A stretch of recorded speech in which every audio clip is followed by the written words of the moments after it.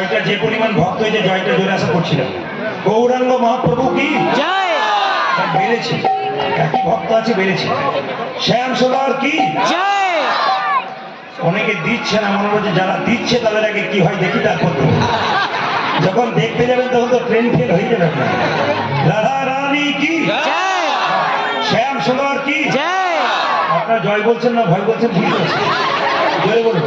রাধা রানী কি জয়, শ্যাম সুন্দর কি জয়, মদন মোহন কি। জয়। আচ্ছা, আগামী চৈত্র মাসের 11 তারিখে দোল পূর্ণিমা। আপনারা দোল পূর্ণিমার সময় বুড়ি পোড়ানো জানেন? বুড়ি চাঁচর, চাঁচর যদি বলুন হ্যাঁ না? আচ্ছা বলুন, আপনার পুরনো সব জিনিসগুলোকে পুড়িয়ে দেন, তাই তো? এগুলো কি? অশুভ শক্তি দূর করা, শুভ শক্তির আগমন করা। এই দোল পূর্ণিমাকে হোলি উৎসব বলা হয়। কিছু মনে করবেন না, যে উৎসবের পেছনে যাত্রা লেখা আছে সেই উৎসবের সময় ভগবান মন্দিরে থাকে না। প্রমাণ নিয়ে নিন, আমাদের হিন্দুদের যত উৎসব আছে উৎসবের পেছনে যাত্রা লেখা থাকলে সেই দিন ভগবান মন্দিরে থাকে না। প্রথম দেখবেন রথযাত্রা, ভেবে বলুন তো, জগন্নাথ সেদিন রথে এই বাড়িতে থাকে না বাইরে থাকে? জোরে বলুন। জগন্নাথ দেব মন্দিরে থাকে না বাইরে থাকে? আচ্ছা, কেন বাইরে এলেন? কেন বাইরে এলেন? জগন্নাথ দেখতে তো দেখবার জন্য সবাই দেখতে যাচ্ছে, এলেন কেন? ভগবান তিনি দয়ালু জগন্নাথ, কেন বলুন তো? না, যে তাকে দেখতে যায় তাকে তো দেখা দিতে গেছে, যে কোনোদিন তার মন্দিরে যায় না তাকে ভগবান দেখতে যাচ্ছে। কত সুন্দর ব্যাপার দেখুন।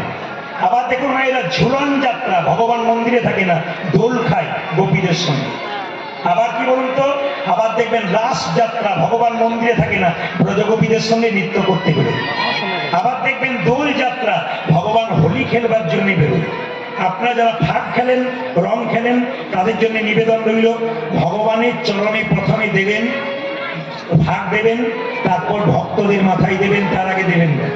যিনি ভাগ খেলা শুরু করবেন, কিছু মনে করবেন না, প্রথমে ভগবানের চরণ দিয়ে প্রণাম করে সেই ভাগ ভক্তদের মাথায় দেবেন, তাতে আপনারও কৃপা হবে আর ভগবানের দেওয়া কৃপাগুলো অন্যদের মধ্যে প্রচার হবে।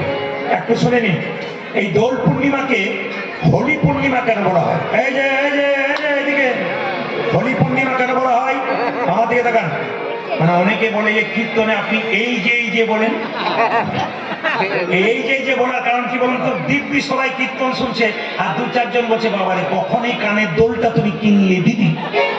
কারণ ওদের চলছে বলে ওদের এই যে বলতে হয়। এই বাঁ দিকে কোনো শব্দ নেই, বলতে হয় না, ডান দিকে হচ্ছে বলে বলতে হচ্ছে। তবে কিছু মনে করবেন না, কেউ যদি ফাঁকি দেন ধরবার জন্য আমি আছি। হরে কৃষ্ণ।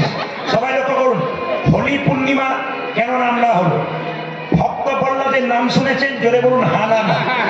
বেশ, ভক্ত প্রহ্লাদের বাবা হিরণ্যকশিপু, তিনি ছিলেন ভগবান বিরোধী, আর ভক্ত প্রহ্লাদ হলো ভগবান ভক্ত।